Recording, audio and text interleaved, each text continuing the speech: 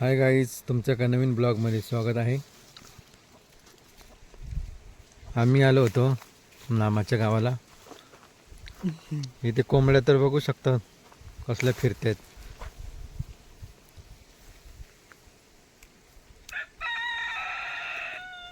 हा बघा इकडचं आर होतं.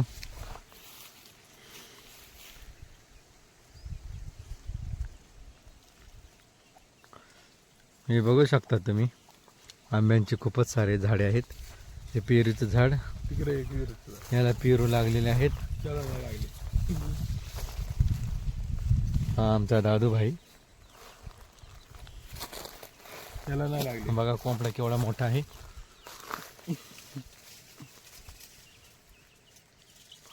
हा आरतो बघा कसा आरतो, छान. वाह, एक नंबर.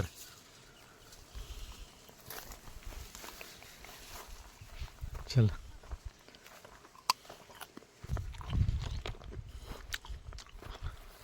हा गावचा परिसर आहे. नुसतं माळरान आहे. शेती आहे लोकांची.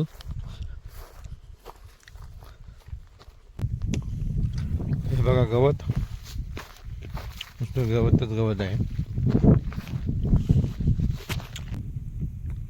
आणि हा डोंगर दिसतोय का, हा वाघोबाचं मंदिर डोंगर आहे.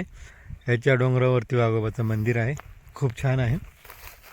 हे बघा इथं पुढं आल्यानंतर इथं एक विहीर आहे.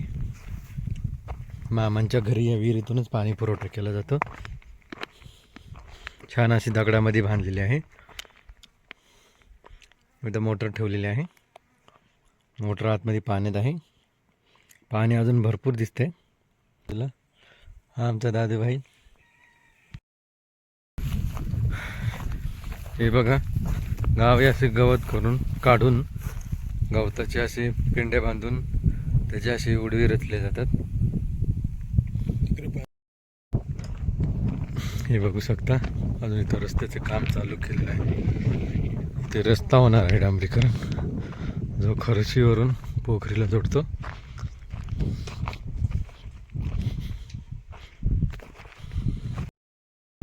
इथं विहीर आहे. विहिरीतलं पाणी, छोटीशी विहीर आहे.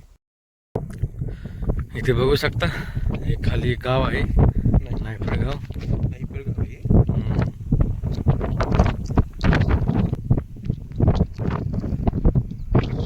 डोंगर दऱ्यांमध्ये खाली दरीमध्ये बसलेले गाव आहे.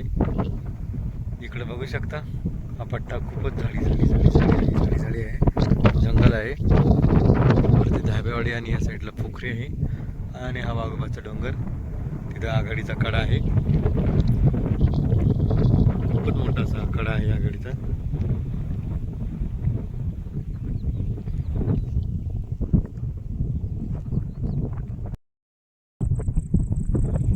हे बघू शकता इथे एक मंदिर आहे, वाघोबाचं मंदिर छान आहे. असं सध्या बांधकाम चालू आहे, प्लास्टर केलेलं आहे.